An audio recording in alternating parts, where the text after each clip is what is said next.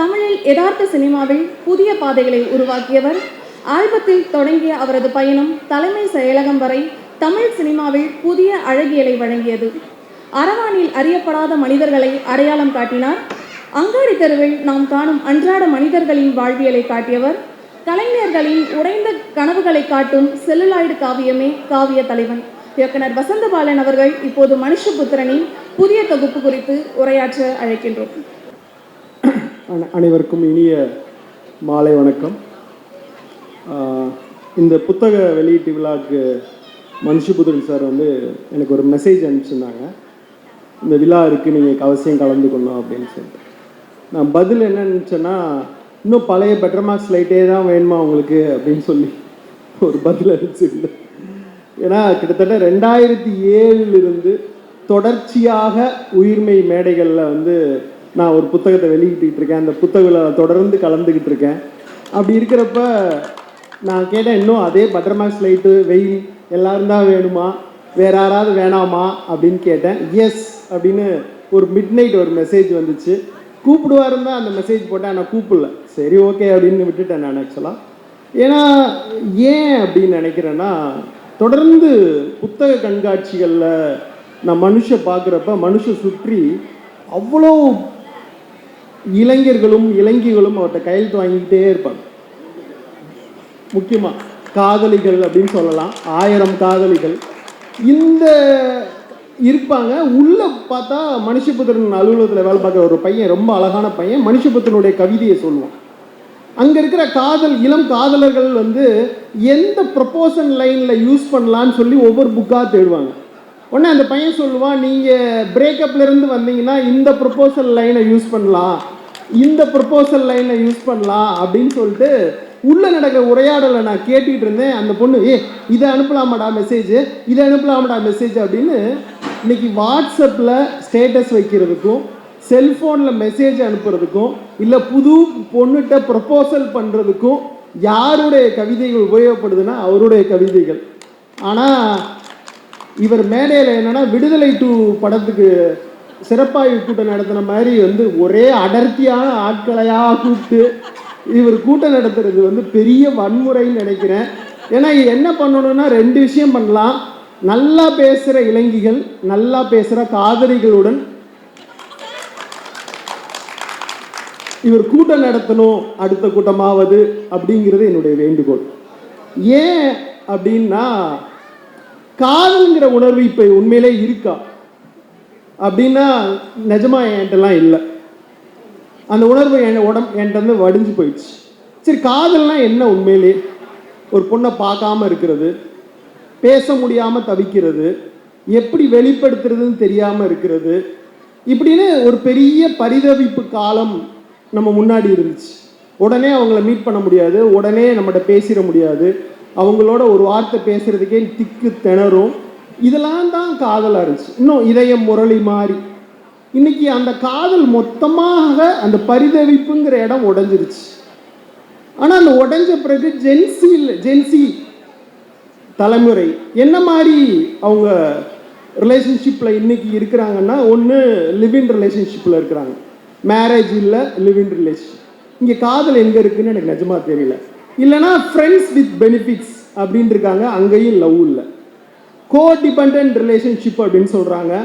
அதாவது விசா வாங்குற வரைக்கும், இல்லை எங்கள் வீட்டிலேருந்து எங்கள் அப்பா பணம் அனுப்புகிற வரைக்கும் இந்த ரிலேஷன்ஷிப்பில் இருந்துக்கலாம், கோ டிபெண்ட் ரிலேஷன்ஷிப்ன்றாங்க. இல்லை ஓப்பன் மேரேஜ் ரிலேஷன்ஷிப்ன்றாங்க. அதுதான் இன்னைக்கு மொத்தமாக இருக்குது. காத்து வாக்கில் 2 காதல் மாதிரி, நான் எத்தனை பேரை வேணால் காதலிச்சுப்பேன், நீ எத்தனை பேரை வேணால் காதலிச்சுக்கோ, பொது மேடையில் நம்ம 2 பேரும் கணவன் மனைவியாக வாழ்ந்துக்கலாம் அப்படிங்கிற ஓப்பன் ரிலேஷன்ஷிப். என்னன்னா இல்லைன்னா பாலி அமரோஸ் அப்படின்னு சொல்கிறாங்க. ஒருத்தர் எத்தனை பேரை வேணால் காதலிக்கலாம், அதை பற்றி எந்த கேள்வியும் இல்லாத ரிலேஷன்ஷிப்பில் நான் இருக்கிறேன் அப்படின்னு சொல்கிறாங்க. இல்லைனா பிளாட்டானிக் ரிலேஷன்ஷிப், செக்ஸ் இல்லாமல் நம்ம 2 பேரும் பேசி பழகிக்கலாம் அப்படின்னு ரிலேஷன்ஷிப்பில். இல்லை சிச்சுவேஷனல் ரிலேஷன்ஷிப், ஒரு பீரியட் ஆஃப் டைம், எனக்கு வேலை இல்லை, நீ காசு கொடுக்குற, அதனால அந்த காசுக்காக நான் உன் கூட இருக்கிறேன், உன்னை காதலிக்கிறேன் அப்படின்ட்டு. இல்லைன்னா ஒன் நைட் ஸ்டாண்டுக்கு நீ ஒத்து வர்றியா இல்லையாங்கிறதுனால ஒரு ரிலேஷன்ஷிப்பில் இருக்கிறாங்க. இப்படி தான் இன்னைக்கு இருக்கிற காதல் இருக்கு. இல்லை இதில் காதலை எங்கே தேடுறது அப்படின்னு தெரியல. முன்னாடி வந்து இப்போ மனைவி இருக்காங்க, ஒரு ஊருக்கு போயிடுவாங்க, ஒரு 3 நாள் 4 நாள் கழித்து மெதுவாக அவங்க இல்லாத தவிப்பு ஏற்படும், லாங்கிங் ஏற்படும். கிட்டத்தட்ட ஒரு 15 நாள் ஹாலிடே கூட்டு போயிடுவாங்க, 15 நாள் மெதுவாக காதல் உருவாகி வரும். இப்போ என்னன்னா, என்னை லாங்கிங் பண்ண விடுறையே, அதனால ஒரு ரிலேஷன்ஷிப்பை நான் கட் பண்ணி விடுறேன் அப்படிங்கிற ஒரு லவ் உருவாயிருக்கு. இதை என்னன்னு சொல்றதுன்னு தெரில இப்போ இருக்கிற. ஏன்னா இந்த காதலை என்னன்னு சொல்றது? இப்போ நிஜமாவே ஒரு காதல் படம் எடுக்கணும்னா என்ன படம் எடுக்கிறது? அந்த காதல் என்னவானது? ஏன்னா மணி சார் வந்து அலைபாயுதை எடுத்துட்டாரு, அதுக்கு பிறகு ஓகே கண்மணி எடுத்துட்டாரு, எல்லாம் எடுத்துட்டாரு. இன்னைக்கு இருக்க காதல் உண்மையிலே என்ன அப்படின்னா, மலையாளத்தில் ரொம்ப அற்புதமான ஒரு படம் எடுத்தாங்க, காதல்னு சொல்லி.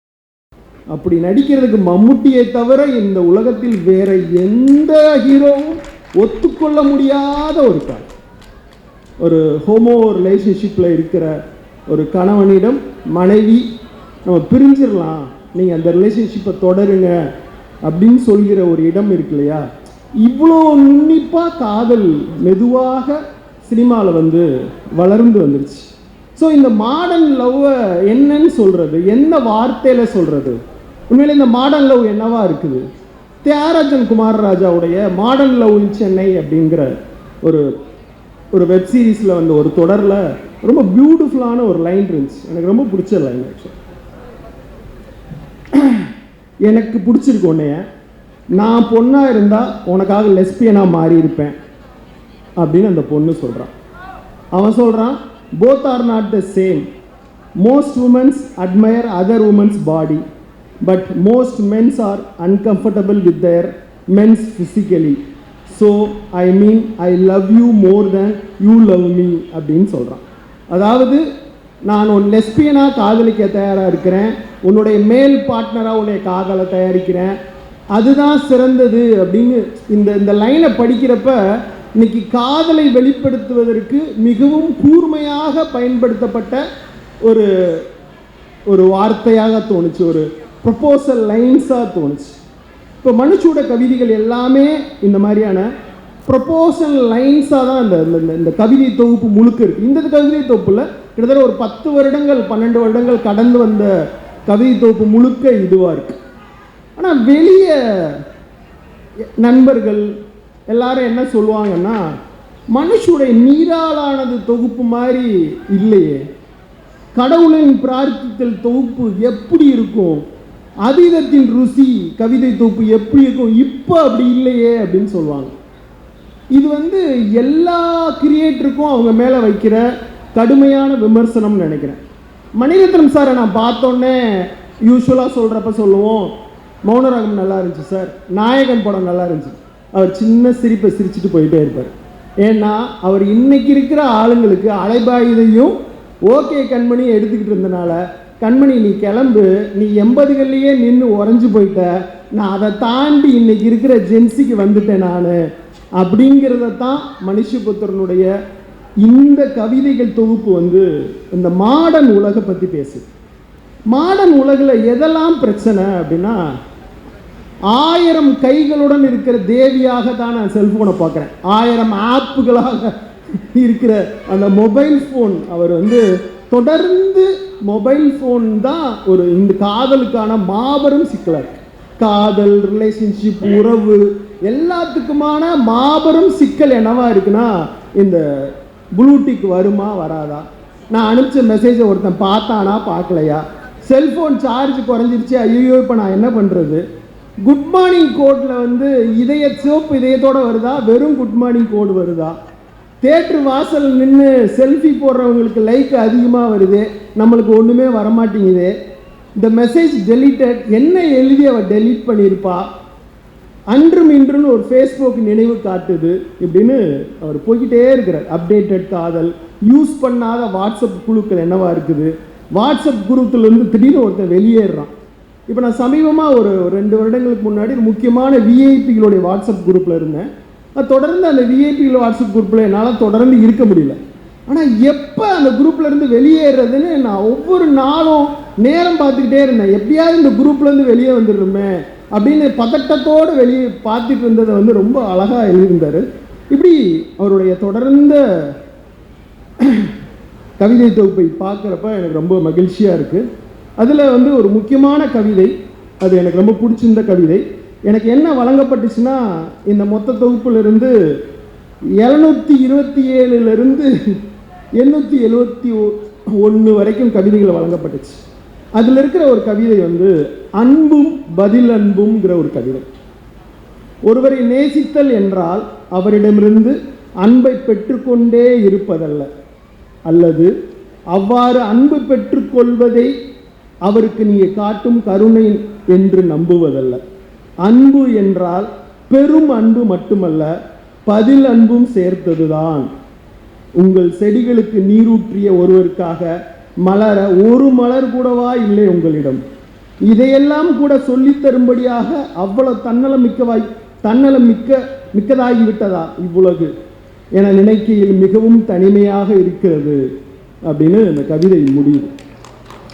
இந்த கவிதை வந்து நான் அன்பு செலுத்திக்கிட்டே இருக்கேன், நீயும் என் மேலே அன்பு செலுத்து அப்படின்னு முடியுது. இந்த கவிதையை படித்தோன்னே எனக்கு வந்து கிழக்கு சீமையிலை திரைப்படம் நினைவுக்கு வந்துச்சு. கிழக்கு சீமையிலை திரைப்படத்தை வந்து பாரதிராஜா சார் படம் எடுத்து முடிச்சிட்டாங்க.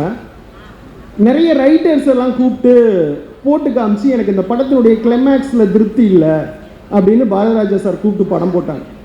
படம் போட்டால் அதில் வந்து Kalaignanam sir, Kalaimani sir, Selvaraj sir, அவங்க நண்பர்கள் எல்லாரும் அந்த படத்தை பார்க்குறாங்க. படம் என்ன, உங்களுக்கு கதை தெரியும். ஒரு அண்ணன் வந்து தங்கைக்கு தொடர்ந்து அன்பை செஞ்சுக்கிட்டே இருக்கான். நிலத்தை கேட்குறான், நிலத்தை கொடுக்குறான், அவன் பிரச்சனை வருது, பிரச்சனையிலேருந்து தங்கச்சிக்கு அது கொடுக்குறான், இது கொடுக்குறான்னு எல்லாத்தையும் அண்ணன் வந்து தங்கச்சிக்காக கொடுத்துக்கிட்டே இருக்கிறான். பாசமல்லர் சிவாஜி மாதிரி அண்ணன் வந்து தங்கச்சிக்காக எல்லாத்தையுமே கொடுத்துக்கிட்டு இருக்கான். கடைசியில் ஒரு பிரச்சனை இல்லை, தங்கச்சிக்காக அண்ணன் உயிரே கொடுத்துட்டான் அப்படின்னு அந்த படம் முடிஞ்சு. ஆனால் எல்லாரும் ரொம்ப சூப்பராக இருக்குது, ஒரு அண்ணன் தங்கச்சிக்காக இன்னொரு பாசமலர் அப்படின்னு பாராட்டினாங்க. அப்போ கலைஞானம் வந்து நிறுத்தி இந்த கிளைமேக்ஸில் ஒரு பிரச்சனை இருக்குது அப்படின்னு சொன்னார். உடனே பாரதிராஜா சார், ஆமாம் எனக்கு பிரச்சனை இருக்குன்னு தோணுது, என்ன பிரச்சனை எனக்கு தெரியல அப்படின்னு நின்னப்ப கலைஞானம் சார் சொன்னார், அன்பு என்பது ஒருவர் இன்னொருத்தருக்கு கொடுத்து கொண்டே இருப்பதல்ல, அவரும் அந்த அன்பை திருப்பி தர வேண்டும், அது பேர் தான் அன்பு. அந்த அன்பு தான் பார்ப்பவர்களுடைய இதயத்தை சுண்டி எழுக்கும். நீங்கள் தப்பு பண்ணிட்டீங்க பாரதிராஜா அப்படின்னு சொன்னார். என்னென்ன செய்கிறது, இவ்வளோ கொடுத்த அண்ணனுக்கு தங்கச்சி உசிரே கொடுத்துட்டானே, கிளைமேக்ஸை மட்டும் மாற்றிடு அப்படின்னு சொன்னோன்னே கலைஞான சாரை கட்டி பிடிச்சிக்கிட்டு அந்த கிளைமேக்ஸ் ரீஷூட் பண்ணப்பட்டது. இவ்வளோ கொடுத்த அண்ணனுக்கு கடைசியில் தங்கச்சி உயிரை கொடுத்துட்டு கழுத்தில் இருக்க தாலி செயினை அத்தி வீசி எரிஞ்சிட்டு அண்ணன் வந்து இறந்த உடலோடு அப்படியே நடந்து போகிற இந்த கவிதையை படிக்கிறப்ப எனக்கு தோணிய உணர்ச்சி என்பது அது போன்ற ஒரு உணர்ச்சி.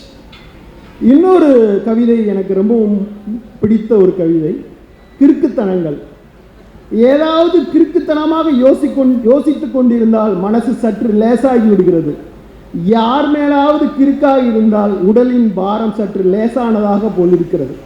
என் கிறுக்குத்தனங்கள் என்னை காத்தது போல என் புத்திசாலித்தனங்கள் காக்கவே இல்லை.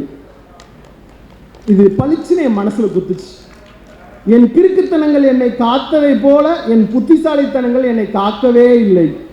நான் வெயில் அங்காடி தெரு எடுக்கிறப்ப இவ்வளோ கிறுக்குத்தனமாக தான் எல்லா முடிவும் எடுத்தேன். நான் என் முதல் படம் சரியாக போல, அடுத்த படம் பண்ணுறேன், தோத்தவனுடைய லைஃப்பை பண்ணணும்னு முடிவு பண்ணுறேன். இது ஓடுமா ஓடாதா, நாளைக்கு என்ன நடக்க போகுது நம்மளுக்கு எதுவுமே எனக்கு தெரியல. முடிவு பண்ணுறேன், நிறைய பேர்ட்டு போய் கதை சொல்கிறேன், நடக்கலை. ஆனால் காத்திருந்தேன், அது நடந்துச்சு. அடுத்த படம் வந்து நியூ ஃபேஸோட ரங்கனா ஸ்ட்ரீட்டில் ஒரு கதை எழுதுகிறேன். ரங்கனா ஸ்ட்ரீட்டில் போய் ஷூட் பண்ண முடியுமா முடியாதா, எந்த ப்ராக்டிக்கல் டிஃபிகல்ட்டியோ ஒரு நியூ அப்கமிங் ஹீரோ வச்சு பண்ணுறமே அப்படிங்கிற எந்த யோசனையுமே இல்லாமல் கதையை எழுதிட்டு அதை படம் பண்ண முடியும். அந்த கிறுக்குத்தனத்தோடு நம்பிக்கிட்டே இருந்தேன். ஆனால் அந்த கிறுக்குத்தனம் என்னை காப்பாற்றியது, இந்த மேடைக்கெல்லாம் என்னை அழைத்து வந்தது. ஆனால் புத்திசாலித்தனமாக எடுத்த அடுத்த படங்கள் நான் அப்பா திரைக்கதையெல்லாம் கற்றுக்கிட்டோம், டைரக்ஷன்லாம் கற்றுக்கிட்டோம், நம்ம வந்து மொத்த அறிவையும் பயன்படுத்தி படம் எடுத்துருவோன்னு அடுத்து எடுத்த படங்களெல்லாம் நம்மளை கிறுக்குத்தனத்துக்குள்ளே தள்ளிச்சே பாருங்கள் அப்படின்னு தோன்றப்ப இந்த கவிதை படிக்கிறப்ப எனக்கு அந்த உணர்வு ஏற்பட்டது. இப்படி இந்த கவிதைகள் எல்லா கவிதைகளும் ரொம்ப முக்கியமான ஒரு கவிதைகளாக இருக்கிறது. மொத்தத்தில் இந்த மொத்த கவிதை எனக்கு வந்த மொத்த கவிதையில் ஒரு கவிதை எனக்கு ரொம்ப டிஸ்டர்ப்டு. யூஸ்வலாக ஒரு டிஸ்டர்ப் பண்ணி அனுப்புகிறது தான் மனுஷபுத்திரனுடைய வேலை. அப்படி ஒரு கவிதை வந்து படிக்க முடியாத எழுத்துக்கள்ங்கிற கவிதை. மருத்துவர்கள் அகாலத்தில் இறக்கிறார்கள், மருத்துவ குடும்பத்தை சேர்ந்தவர்கள் அகாலத்தில் இறக்கிறார்கள். ஏதோ ஒன்று எனக்குள் உடைகிறது. நான் மருந்து மாத்திரைகளை கையில் வைத்து உற்று பார்த்து கொண்டிருக்கிறேன். தடுக்க முடியாத புல்டோசர் ஒன்று தலைக்கு மேல் நகர்ந்து கொண்டிருக்கிறது. என்ன சொல்ல வருகின்றன இந்த சாவு செய்திகள்? என்னால் டீகோட் செய்ய முடியவில்லை. அவை பழங்கால ஓலைச்சுவடி ஒன்றில் எழுதப்பட்ட படிக்க முடியாத எழுத்துக்கள் அப்படின்னு அந்த கவிதை முடியும். எனக்கும் மருத்துவர் எக்ஸசைஸ் பண்ணிகிட்டு இருந்தப்ப இறந்து போயிட்டாங்க, 2 மருத்துவர் 3 மருத்துவர்னு தொடர்ந்து வந்த செய்திகளை பார்த்தபோது எப்படி என்னை சமாதானப்படுத்திக் கொள்வது என்று தெரியாமல் இருந்த நேரத்தையும் கனத்தையும் பொற்கணமாக தன் கவிதையால் மாற்றிய மனுஷபுத்திரனை மனதால், இதயத்தால், உடலால் வாழ்த்துகிறேன். இன்னும் கவிதைகள் கொட்டட்டும் உங்களிடமிருந்து. வாழ்த்துக்கள். நன்றி. உரையாற்றிய இயக்குனர் வசந்தபாலன் அவர்களுக்கு நன்றி.